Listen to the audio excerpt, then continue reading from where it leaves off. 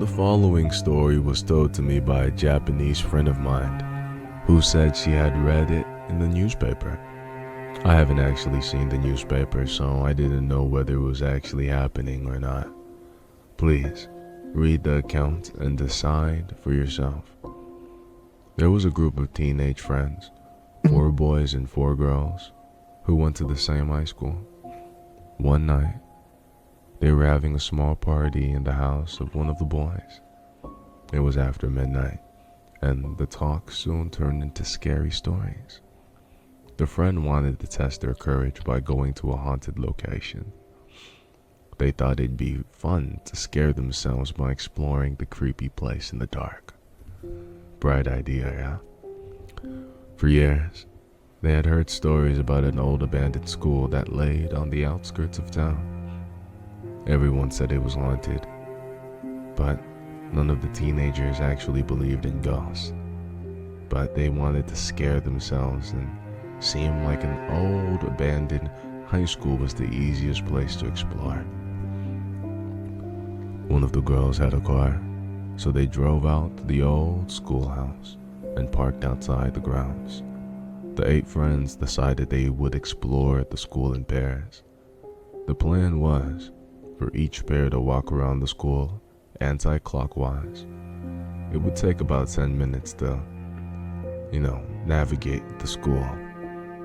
The first pair would start off, and when they returned, they would tell the others what they have seen. Then, it would be the turn of the second pair to walk around the school. The first pair, a boy and a girl, set off as the remaining 6 teenagers waited by the car. After a while, they began to grow impatient. It's been more than 20 minutes, and their friends had not returned. After 30 minutes had passed since the first pair left, the others got tired of waiting. The next boy and girl decided to walk around the school to look for their friends. The others waited and waited, but the second pair failed to come back. The remaining teenagers couldn't understand what was happening. They began to wonder if their friends were playing a sick joke on them or something. It's been almost an hour since the first pair had left.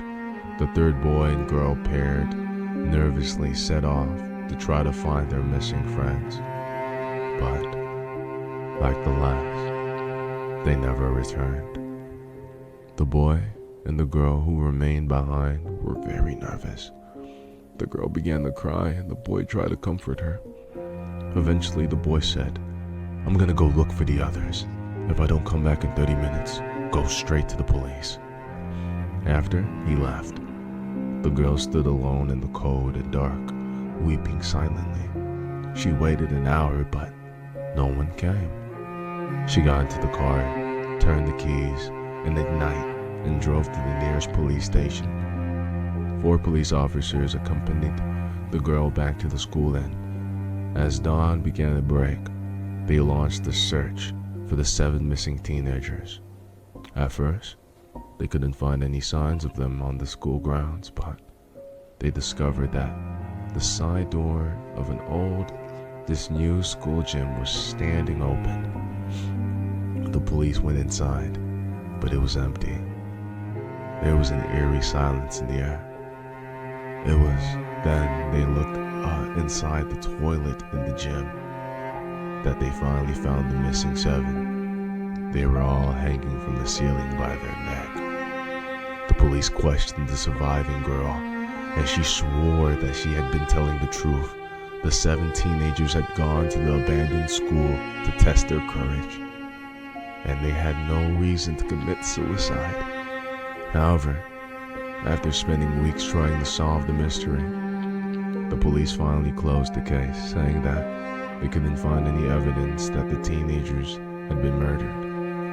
In the end, the incident was explained always as a case of mass hysteria. The police claimed that the 7 teenagers must have been involved in some sort of suicide pact.